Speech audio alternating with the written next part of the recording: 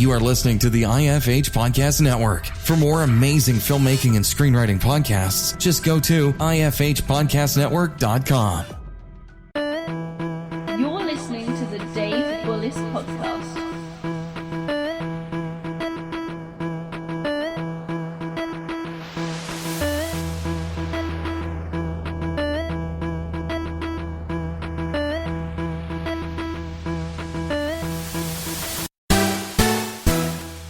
Hey, thanks for having me on this beautiful Sunday. Actually, today, too, is the premiere of my film Hellcat's Revenge. So I'm doing this, your podcast here, mere hours before I debut one of my new films here. Yeah, and that's so awesome. And again, thank you for doing this. I know you're probably got like a million things to do today. And you know what? The hard part, all that stuff is over for me. I just sit back and relax now. So I just show up at the venue before the doors open. I look at the movie on screen and make sure it looks pretty or sounds pretty, and that's about all I do today. So I sit back and relax, and it's more about the cast and crew, anyways, than me. My job for everything has been done for a little while. So I just hope they come out and have fun, and then it premieres for the public in a couple weeks here. And that's really cool, Len. I'm going to make sure to link to everything in the show notes that we talk about, too. And by the way, Len and I are probably about an hour away from each other because you're in Western PA. I'm here in Philadelphia. So usually when I interview everyone, Len, they're either in New York or L.A. That's like so usually their weather's amazing, and it's like, a humid or it's a rainy day out here in Philadelphia. Yeah, I'm a biker guy. I've been a motorcycle guy for most of my life. So, when it's 90 degrees, humid and hot, or Vegas and it's 115 and people are bitching and moaning, that's the weather I like. I like it the kind of hot that people complain about. So the hotter, the better. Yeah, right. Because, if you go out when it's too wet out or something, you would wipe out, right? Yeah, it's not fun. Rain hurts when you're riding a motorcycle. Trust me, it's not a fun time. So. So, Len, and you and I, too, have a lot of things in common, martial arts and filmmaking. And I wanted to ask you about your filmmaking career first, because you've done a lot of really cool stuff. And I wanted to ask, you've been working since about, I think, 2005 when you created your first movie, Swamp Zombies. So I wanted to ask, Len, at what point did you get bit by the filmmaking bug where you said to yourself, hey, I want to go out there and I want to make my own film? Yeah, it's something I wanted to do ever since I was little, when I was, 6 years old or whatever. I started to want to do things or creatively imagination type things were started to run as my mom would stay up and watch science fiction and horror movies with me. There was like a late great horror show, it was called, on Saturday nights at midnight, and it wasn't a school night, so my mom would let me stay up and she'd watch like Man with Two Brains or any number, Godzilla versus the Smog Monster or something like that. So, and staying up and watching these, and they were all PG rated stuff. So, but still, it kind of planted the seed in my brain that, hey, look at all this creative stuff that's in front of me, and they get to do monsters and dinosaurs and scientific experiment dudes with two brains and this kind of stuff. So I thought, oh, this is so cool. So, but going along and, that spurred my love really for B movies and stuff like that. And that got me on track that, I still love that kind of stuff to this day. I still watch that stuff to this day. My days, if it's not watching sports or obviously working, which is, it seems like I work 5 jobs at times. Other than that, I'm watching B movies on Amazon Prime or seeing what the latest trauma flick on Prime is or the latest Godfrey Ho movie on Prime is or whatever. So I watch a lot of Amazon Prime stuff, But yeah, my mom staying up with me watching those films got the ball rolling. But as I went into high school and college, back then it's not, the early 90s and stuff. There is no digital video or mini DV even at that point or anything like that. It's like if you wanted to shoot your film or do a film, it was you had to film on 35 millimeter. Now, yeah, 16 and stuff was around, but nobody really got out there shooting on that stuff. You had to do 35 millimeter. Really to be taken seriously even. So, even in movies to this day that like you see Riff Tracks makes popular, movies like Future Force or something like that with David Carradine.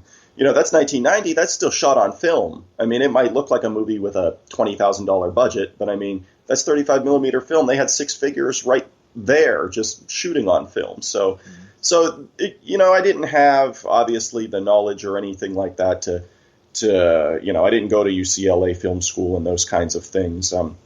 I just kind of always wanted to do it, but didn't have the real knowledge, and still might not to do, those kinds of things. But as I went along, Mini DV came about. I started just kind of hanging out at like horror movie conventions and science fiction conventions and stuff like that, where I had ran into, again, this is a really, really condensed quick version. I years later ran into Bob Zadar and Chris Watson, who directs and writes and does casting. He does a lot of stuff. He's an author. He has a few books out there.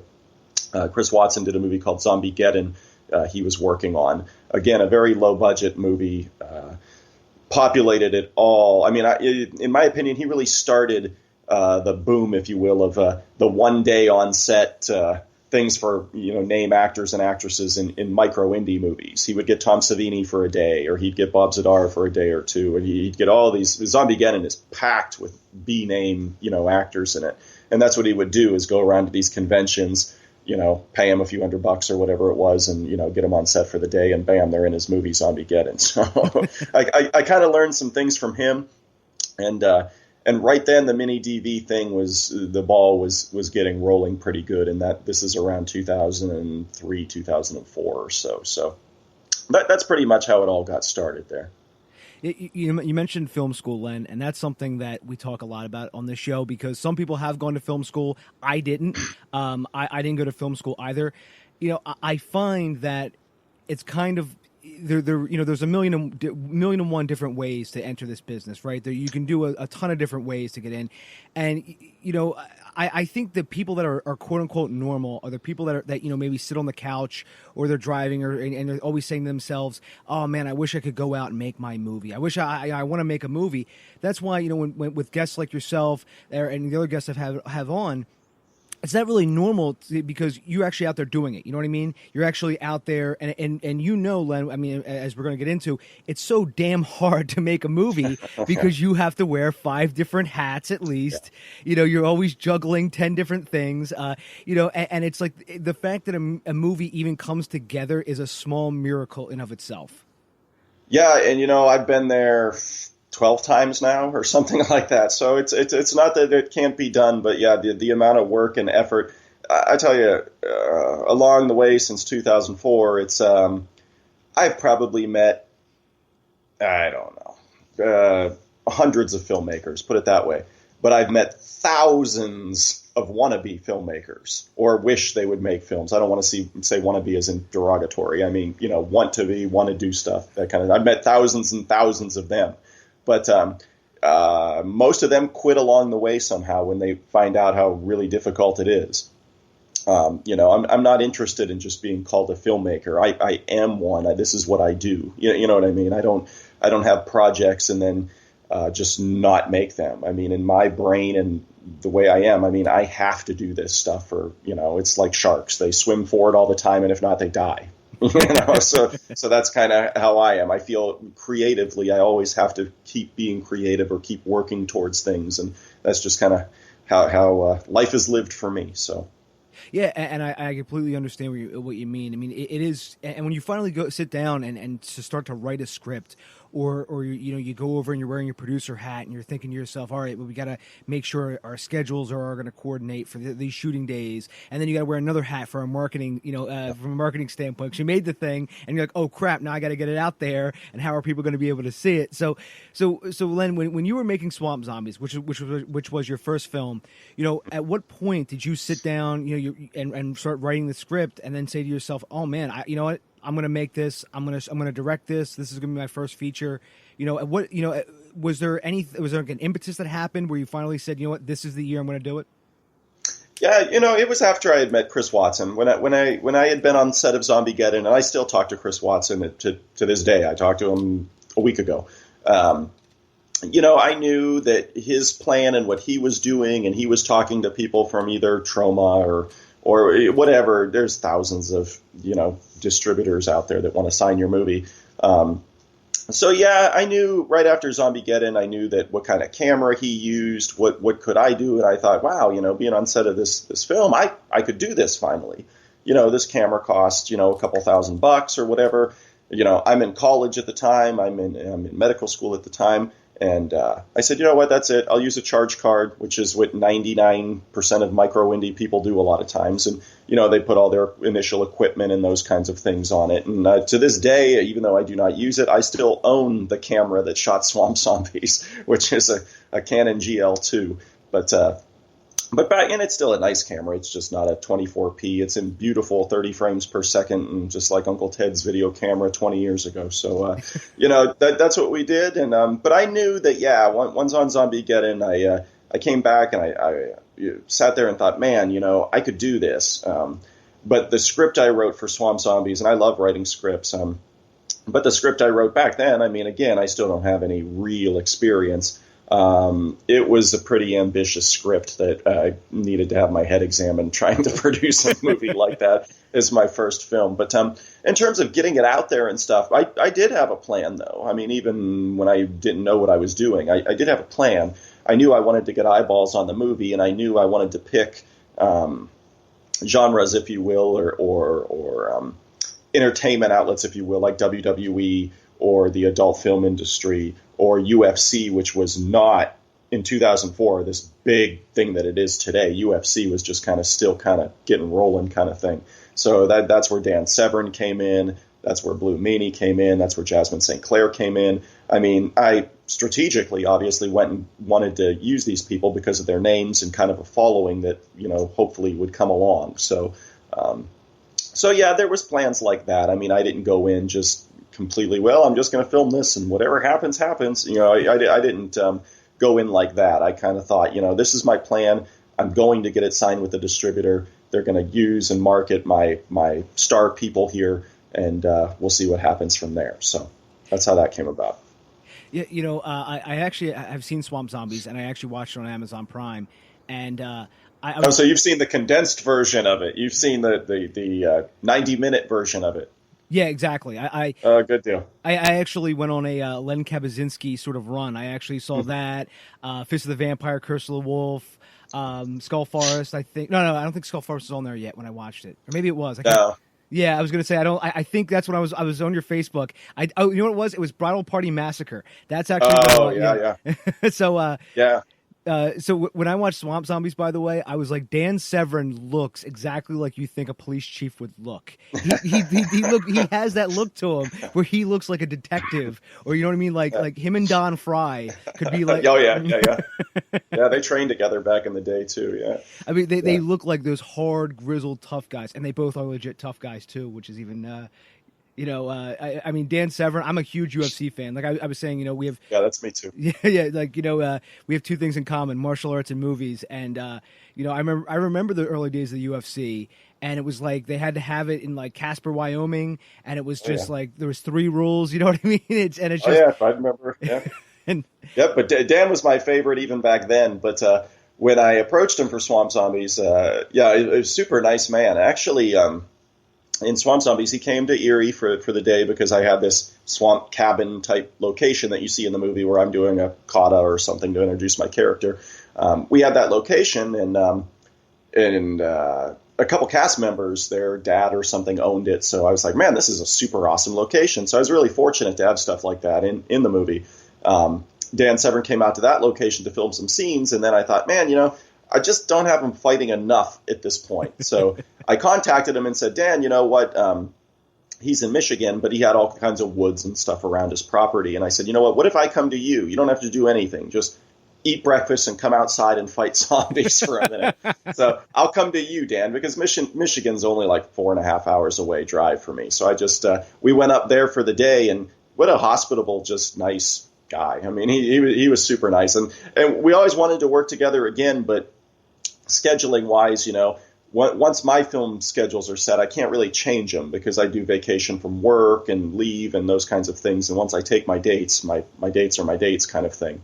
And it just never could work out. And he's a super busy guy. Even to this day, he does tons and tons of stuff, whether it's law enforcement or UFC promotional things or wrestling. He still promotes those kinds of things too. And nice man. I hope to work with him again. And he was awesome. Yeah, it's I've seen all the things that he's done over the years. I know he went back into MMA, I think last year. I mean, he's got like what is it like? I think he's like 105 or 110 and like 19 losses. Like an unbelievable career.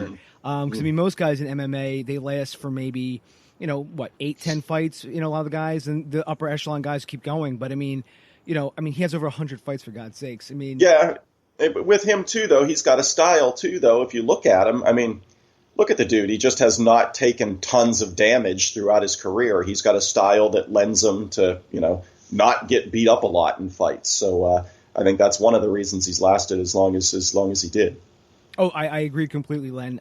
He was definitely one of the forefathers of, he has more of a wrestling background. He uses that in the gauntlet. The octagon. I'm jumping ahead. I'm thinking of your movie, Challenge of the Five Gauntlets. That's what I'm thinking of. And but yeah, I agree completely. And he's just used his style so well. And when and you also look at somebody like Don Fry, kind of similar style. Don Fry might strike a little more. I'm sure that all the people listening to this for film, by the way, are probably like, why are Len and Dave talking about UFC? Talking about MMA, right? Yeah. But yeah, two awesome guys. And I actually was fortunate enough to meet Don Fry before, but not Dan. And I'm glad to hear that he's an awesome guy. Oh, yeah, you'd love him. Because he seems pretty intimidating, by the way. Oh, yeah, after we shot Swamp Zombies in Meadville, Pennsylvania there, we all went out to Pizza Hut afterwards, and he was like as nice as like a librarian type person. He's eating his pizza with a knife and fork, and he's yes sir, yes ma'am to the waitresses, and I mean he treats everybody super good. So you can tell he's like I believe he's from Missouri, and he's got that kind of hospitality thing going on for him. So he's extremely nice to everybody, and with that too, he's got the wrestling base, but he acts like a true martial artist. Though he has that respect and that nature about him that you can tell those kinds of disciplines kind of molded his character, probably personally as well. So very nice guy. And that's awesome to hear. A lot of those wrestlers from the Midwest, amazing stuff they do out there. And so just getting back to Swamp Zombies, sure. So when you finally, you were putting this together, and you mentioned, you had a few, pieces of, maybe the cast and crew, helped you get maybe a location here, a location there, or maybe a resource here and there. Was there ever a point in time where you had like a huge problem, like a production problem? God. My question was, I'm glad I brought it up then, because I love to hear stories like this about how filmmakers overcame this. You have a sort of like a resource problem, and so what was your biggest problem, and how did you overcome it? Oh God, biggest problem? I don't know. I can think of one off at the top of my head. I don't know if it was the biggest problem because we still would have got around it, but we had a local actress. Well.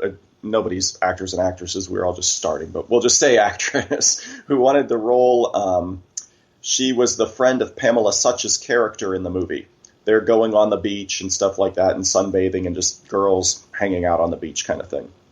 Well, the one character did not show up. And I had just talked to them the night before and actually met with them and said, okay, this is what we're doing. We're going to show up at this beach at X amount of time. I'll have you done within probably 4 or 5 hours, and that'll be that. And and they're like, oh, great, this is awesome. I'm so excited to do this, blah, blah, blah, blah, blah. So Pam Such is on set. We're all down there waiting, and this person just doesn't show up, doesn't call me, doesn't do anything. And I thought, oh, man, now what?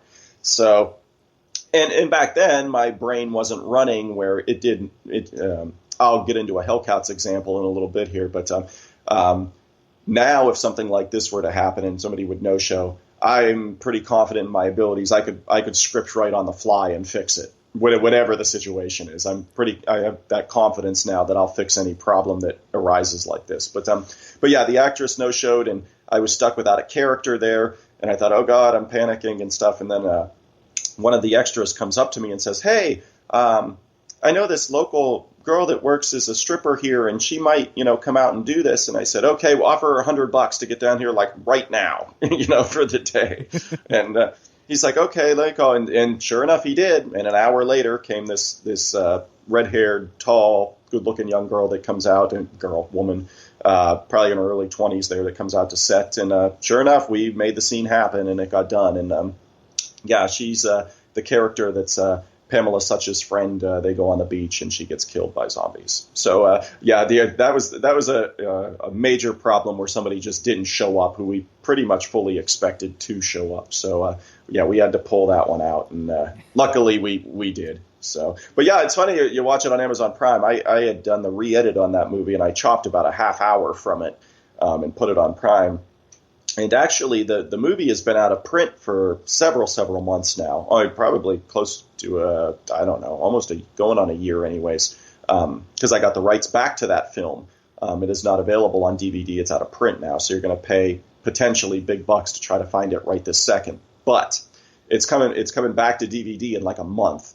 I'm just sending it out to get authored now, the DVD. So, and then it'll be out and selling again on DVD with a couple new commentary tracks. So it'll be a brand new package, new artwork, all that kind of stuff. So it should be just about a month or maybe even a little less. And Swamp Zombies will be back on DVD. Oh, that's really cool. I mean, you know, and by the way, I mentioned that about production problems and how you overcame them. You know, when you were talking about somebody not showing up, that happened to me too, Len. I completely understand where you're coming from, because when I started doing movies too, that was one of the biggest problems, was people who would say, "Oh my God, you know, it's I've always wanted to do this. I'm going to show up," and the day of, they no show, no call. Yeah, and you know, but it's a good lesson learned, and going forward in the future when I'm doing extras, and a lot of times I didn't have to coordinate extras going forward. Sometimes I did, but then as I had associate producers come on board and things, I would have, like, my associate producer for quite a few films now, Ruth Sprague, does a lot of coordinating with extras and things like that. But the main thing I do is, if you aren't 1,000,000% sure you're coming, just please, you know, I'm marking you down as a no. You know what I mean? Maybes are no's to me now in filmmaking. And it's like, I try to only do the sure things. And if they show up, great. If it's a maybe and they show up, great. If not, I didn't count on them anyways, kind of thing. And that's kind of how I treat that. Yeah, I concur. If they're not into it 1,000,000%, and if they even say, "Well, you know, hey Len, I'll try to show up, or I'll try to be there," I was like, that's that subtext, meaning no, that's a hard no. Right. I don't try anything. I just do it. So, little Faster Pussycat reference there. Yeah, it's there is no do or do not. There is no try. The Yoda. Yeah, from the Yoda. Yeah. And but so, you know, as you actually got, you know, Swamp Zombies, you got it done. You were able to sort of market it. So when you started, you know, going into your other projects like Curse of the Wolf and Fist of the Vampire, you know, what are some of the things that you started to do, you know, maybe more of or less of? Meaning, did you start hiring more crew members to, like, help you out? Did you maybe say, you know what, I'm gonna get a person just for marketing, and maybe I'm gonna find some producers that I can actually work with, you know, that I can keep using for project to project to project? Because that's something I found out is like, you know, Kevin Smith has Scott Mosier, Quentin Tarantino has Lawrence Bender. There was always that tandem. So were you able to start, you know, finding more and more people that you wanted to work with?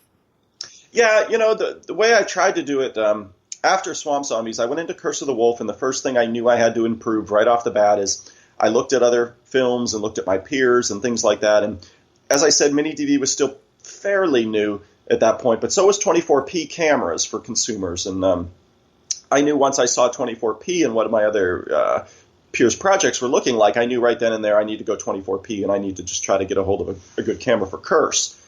So I had bought a Panasonic DVX 100A off of a guy that was filming biker documentaries for the Discovery Channel, and he was local, making motorcycle engines or something. And he said, "Hey, I got this camera. I'll sell it to you, $500." And that's the best $500 I ever spent, because it went on to shoot, you know, 3 or 4 more movies for me on the DVX, and it was just a workhorse for me. So I knew I had to improve that, and I think we pretty much did that. And I think there's a big jump between Swamp Zombies and Curse of the Wolf. I can see a big divide between those two films in terms of look, at least. But yeah, it's shit. You know, dude, it's you try to. I want that when I do my pictures. I want to have a cast that I can run with for a while. And I thought it would happen back on Curse of the Wolf. We had changed editors, because the editors of Curse of the Wolf were actually on set doing effects. Mm-hmm. So they really lived with Curse of the Wolf like I did. And he was not begging, but really strongly lobbying, Len, let me edit this movie. Let me edit Curse. Let me edit Curse. And I was going to use the same editor as Swamp Zombies. But he kind of convinced me and Lisa, who was the producer of that film, to use him. And going forward, he ended up editing Fist of the Vampire as well. And at that point, I'm like, okay, let's do like a 3-picture type handshake deal here. You know what I mean? In the micro world, you don't pay somebody $10,000 to edit 3 pictures. That just doesn't happen. You shake hands and say, hey, I want to use you in the next 3 movies. Let's do it. So that's what we thought would happen. But he edited 2 pictures, and then I kind of just let him go from there. Just the amount of work and stuff. And being a perfectionist myself, it's just like I'm not happy a lot.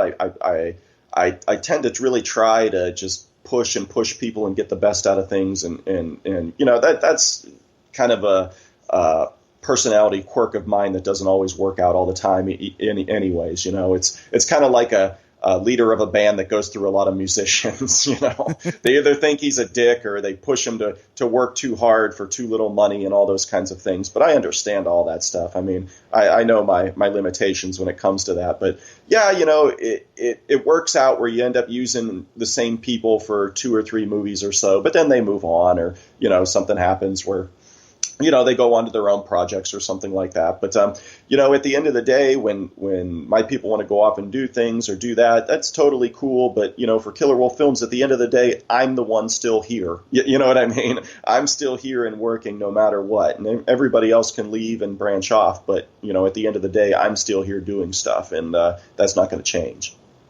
Yeah, you know, and I think you always have to sort of be the master of your own fate. You know what I mean? You always have to be not only... I mean, you're like me, Len. You want to write your own scripts, and honestly, because it's your story, it's your own special sauce, so to speak, and you want to say, you know what, I actually want to see this done, so I'm going to lead the charge to get this produced.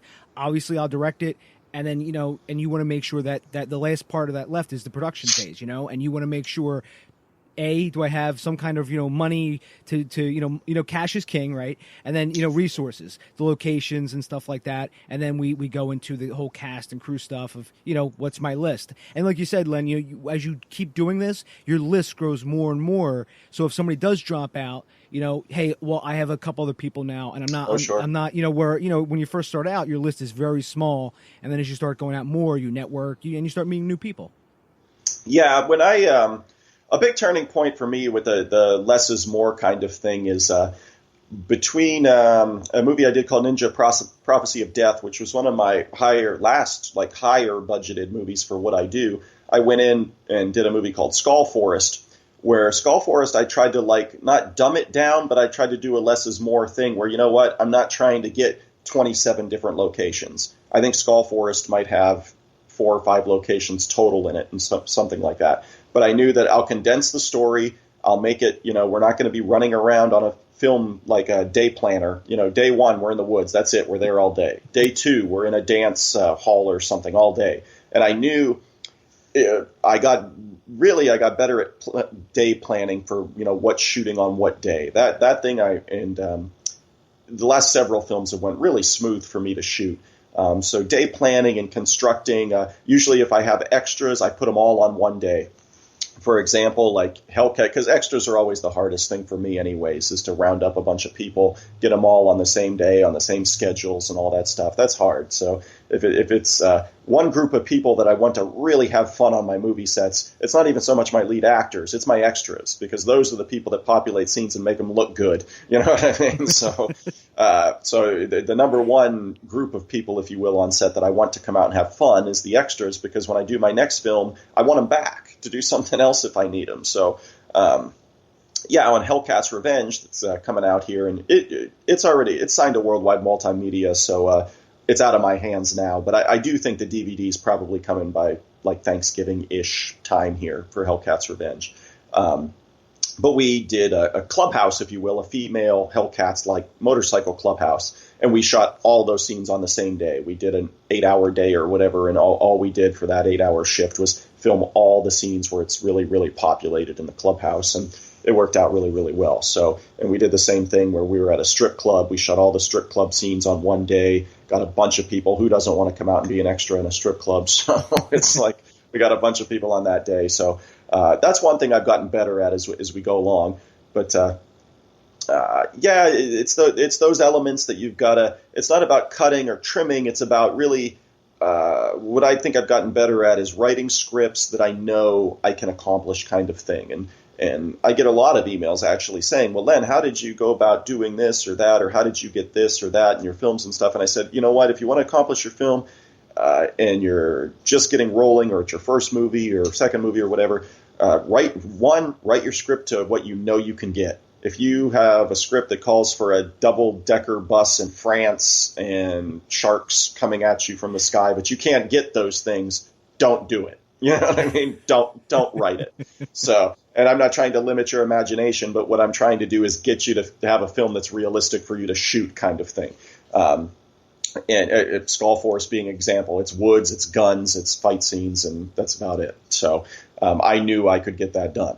But so I tell them that, and then I said, limit your cast and crew. Everybody wants to do a movie. Every Joe Blow off the street wants to do a movie, but when it comes time for them to show up on your set and they don't be surprised, kind of thing. So, don't make your cast real expansive and stuff just to start off. I would say start small here. And speaking of, I know we've talked a lot about swamp zombies, and yeah, I mean, coordinating, God bless everybody that helped me out for that film. But yeah, sometimes it was just hell trying to coordinate 20 zombies on set or whatever. I mean, and I was doing it all back then. I didn't have an associate producer or anything. I mean, I was on the phone and doing, oh man, I ain't going back there again. Put it that way. But everybody that helped out was super great. I mean, I've been really blessed that out of whatever, a dozen movies or whatever it is now, very, very, very, I can't remember many dickheads or jerks really. So I've been really fortunate there. And yeah, even back in the day to kind of prevent that stuff, I had met Jasmine St. Clair and Blue Meanie and talked to Dan Severin and well before shooting, because I knew I didn't want to bring these people on that were getting paid for their roles and everybody else is covered in swamp crap and zombie makeup and stuff, and they're not getting paid. The last thing I'm going to do is bring Jasmine on St. Clair on set, a paid role, and have her treat my people like jerks or whatever. So I made sure everybody I used had a cool personality and stuff, and I still kind of work that way to this day. If there's a more name person that maybe once involved, I would talk to them and just kind of make sure that it's going to be a personality fit. I'm a real blue collar guy, so it's divas and those kinds of people. They're just going to hate me. I'm going to probably hate them, and it's just not going to work. So, Yeah, that's the thing, Len. You have to get those bad attitudes out of there, and that's so true, because those bad attitudes spread. It's almost like a disease, It's almost like a zombie curse, Yeah, It's like yeah. it affects one person, then it affects two, and that's why it's so good to sort of like hire slow, fire fast. That's a saying out of business, and that's something I've learned over the years too. Is I've been there where you were just mentioning about swamp zombies, where you're on the phone and you're trying to coordinate all these people. I've been there too, where you're like, okay, you're on the phone trying to give somebody directions. People are coming up to you at the same time asking you for stuff, and you're like, my God, it's a lot, right? So that's when you need to have the crew to sort of delegate the all these assignments. And you want to have everyone have that upbeat attitude. Hey, look, we're making art. We're actually out here doing something, and we're getting treated well for it. If the director's not talking down to us, we all feel like we're a part of the team. And that is so key, because I've been on those sets here in Philadelphia where you show up and the director acts like who the hell is what are you doing here? Don't talk to me or whatever. And you're like, Right. Come on, dude. We're all in the same boat here. Yeah. Yeah, with stuff like that, I'm kind of the opposite. I wish I could hang out and talk to the extras more, or just talk to people in general. I mean, there's people that had starring roles in my films who I probably spoke 3 sentences to, just because I don't have time on set. And with a wonderful internet here, I mean, a lot of my directing, if you will, to the actors, it's done months beforehand. We're communicating online, or they'll message me questions about their characters, and I do a lot of the directing remotely. So by the time they show up on set, they know what's expected of them, character-wise and things like that. So it does make my job easier come actual, film time when the camera's rolling, that they know what I'm expecting of them. And that doesn't mean I still have to kind of direct them and reel them in from here or there, but it's a good process that I get to nail a lot of direction really ahead of time, many times. And that's good. That's really efficient too, because that way when they get there, everyone knows what's expected of them, and you can just rock and roll through this, and there's not a lot of waiting around between takes and stuff like that. Oh yeah, Hellcat's Revenge. I rewrote the script at the last minute, literally last minute. We had a cast member drop out, and I thought, well, I'm still filming this. I'm just going to change a couple things. And I had people in from Vegas. I had people in from LA already on set, and I had to change the script. And but I did it. The movie premieres tonight. It's out there. It's going to come to DVD later this year. And I mean, wow, that was one of the craziest experiences in film ever, to have like a lead, not be there, and then me have to just kind of rework everything at the last minute. And it definitely worked out for the better. So it's one of those moments. You just got to nut up and figure out, what, are you going to do this? Are you not going to do it? Pick a direction and go. And mine was go make a movie. So. Yeah, and usually, Len, that is the best option to go with. Is just, you got to put your head down and just keep going forward, because a lot of the time it is the right decision. Because it's better to make it than not make it, right? So as we talk about Hellcat's Revenge, could you just give me everyone a log line about the film? Yeah. Basically, Hellcat's Revenge is your kind of biker revenge movie. I mean, you're not going to get some kind of complex, Seven-ish story out of it or something like that. I mean, it's pretty straightforward.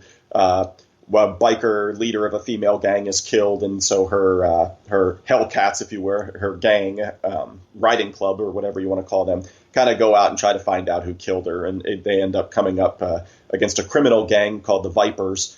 And they kind of go at it, kind of thing. So it's a female gang versus a male biker gang in the film, and then there's kind of some like fence-sitting shady characters that kind of play both sides there.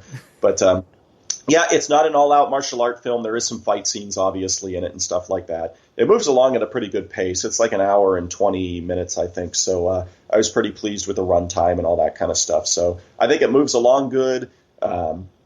We had an Osmo camera for this one, so we have some really cool steady tracking shots and those kinds of things. The Osmo camera was wonderful.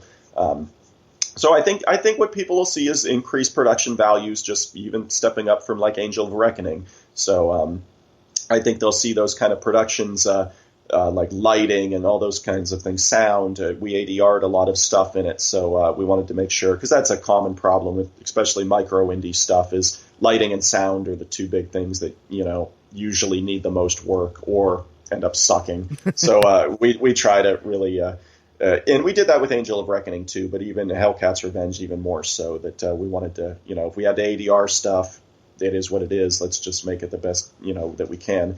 And so, yeah, it's just a crazy little action picture. There's a lot of guns, a few fight scenes, some hot chicks, that kind of thing. So I hope people enjoy it. It continues my trend of like action movies without being martial art movies. But that being said, you kind of mentioned this briefly, and I'll touch on it now real quick, is I've got actually, we'll backtrack to Hellcats 1 second here. I've had a lot of, especially like Red Letter Media fans and stuff like that, message me that, Len, when are you going back to doing like a lead type role? Because they, for whatever reason, like when I'm acting and doing that kind of stuff. And for the last couple pictures, I really haven't been. But for those that want to see me in a lead type role, Hellcat's Revenge will be your movie.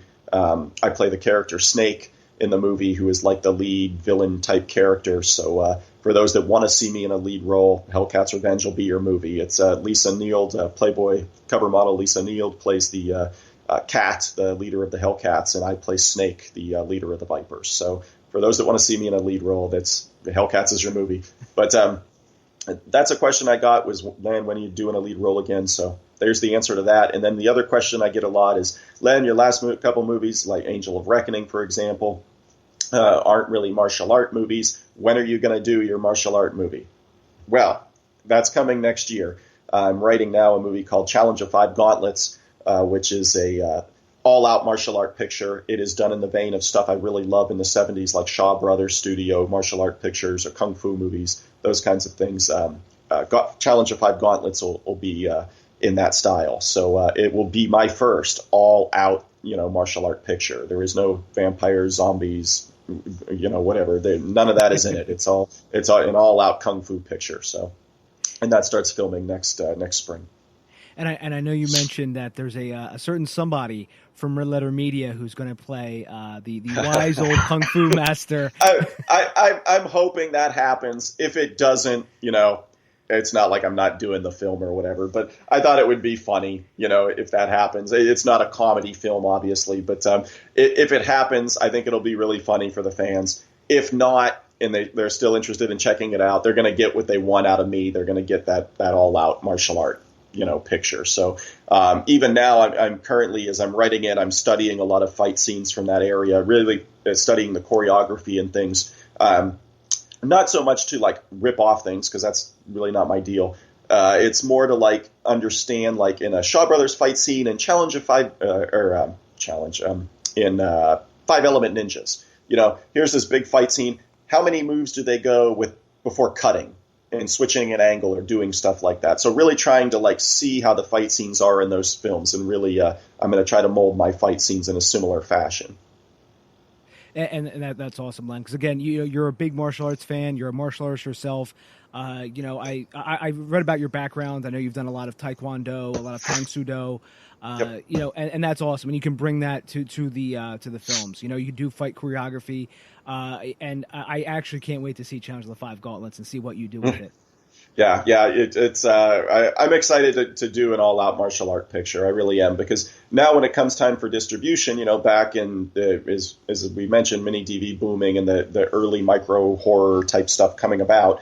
Now I don't need to play to anything. I can just do a film, and I realized a couple films ago, and I try to be a humble guy about things, but so I never see myself as somebody like this popular star type person. It's just not myself. But now people seem to want to watch my films for me, and not for certain actor I put in them or whatever. You know what I mean? So that kind of allowed me the freedom to go out and make gauntlets here, and say, you know what, I don't have to worry about trying to get a gimmicky name or do something like that, and I can go out and be myself now, and people will watch it for me, and I don't have to worry about trying to draw them in with something else. So. Yeah, and I found that too, Len, because when I was showing, I think Swamp Zombies to a few people, they actually were like, "Hey, where's Len at?" They actually, and I'm not just saying that because I'm doing this interview with you, but I'm dead serious. They were like, they always felt that the movie really, quote unquote, came alive, when you were on screen. So, honestly, and that works well, honestly, Len, because just like you said, you can actually focus on, hey, look, you know what, I'm in the movie. It's just me. People want to watch for you, sure. And you don't have to, do anything. You know what I mean. And that's a great advantage to have. Yeah, and come to Challenge of Five Gauntlets there, I will not disappoint them. I am the lead character in it. I don't know how many lead roles I got in me anymore. I mean, I would like to stay behind the camera more, much like I did for Angel of Reckoning, which I got a lot of love for that film. I think it turned out pretty well for that kind of thing. But, even going back, as I've had to close caption my films from Amazon Prime, I've really been living a lot with the movies like Swamp Zombies and Curse of the Wolf and Fist of the Vampire lately. And I'll say this, though, for Fist of the Vampire, I was, I would put that movie up against a lot of micro indie stuff being made today. And Fist of the Vampire is 10 years old now. So I still think there's some good stuff in there. Swamp Zombies, Curse of the Wolf, there's a lot of growing pains. But Fist, I think, has some decent stuff in it still that can translate to today's micro filmmaking world. So. Oh yeah, absolutely. I mean, just as we all grow and we all do our different films, we see different things happening, and this world that we're in, Len, is constantly changing. There's constantly new technology coming out. There's constantly new distribution realms. I mean, hell, in 2006 for Fist of the Vampire, or 2007, Amazon Prime wasn't even a thing. Right. You know what I mean? It's like now all of a sudden, there's an article a friend of mine wrote. He goes, if you were an indie filmmaker today, what's better, YouTube or Amazon Prime? Which one is going to help the filmmakers more? And at the end of the article, spoiler alert, he picks Amazon Prime, and sure. and he feels that that's much better because YouTube has a lot of different selections of like, hey, watch me play video games. Hey, watch me, practice guitar. While if you're on Amazon Prime, you're there to watch movies. Exactly, yeah. Right? You're just there to watch movies. Yeah, that's smart. Yeah. There is no, music, whatever that. I mean, YouTube can be anything. It'd be some numbnut playing with his dog in the backyard or whatever. But I mean, when you're in Amazon, right, you're there to watch movies. So, yeah, I think that's a good way to go. And I think I'm going to go that route when I've got a movie called Blood Prism coming out. That's going to wrap in probably 2 months here. And that is another one, though, where, again, fans might see it and be like, oh, man, where's Len? Because I am not in the movie. I co-wrote and directed. It is a dark comedy. There is no action fight scene type stuff in it. It's a dark comedy film. But I also, with that, want to show people, I mean, if they check it out, it's, I'm not a one-trick type thing. I mean, yeah, I love martial art films and stuff like that. I love micro horror movies and stuff. But I also want to show that I'm not old school or new school. I want to be all school. So, and that's what I'm trying to kind of prove to people in Blood Prism. So hopefully they'll check it out. But it's a very, very, very different movie. Yeah, and I'm going to make sure to link to all your stuff in the show notes, Len. I know we've been talking for about 45 minutes now. I know, we're running out of time because I know you have you have a couple things to do before the premiere tonight. So, Len, just in closing, just to sort of wrap up everything, is there anything that we can get a chance to talk about that maybe you want to talk about right now, or anything you want to sort of say just to put a period at the end of this whole conversation? Just to check out, like, we just started a Patreon page. It's only a $2. We just have a $2 level. It's patreon.com/killerwolffilms. If you want to check it out, I film new content every month, so it's not like you're giving me $2 and it just sits there or whatever. I really just only kept it at that level. It's not really more than that.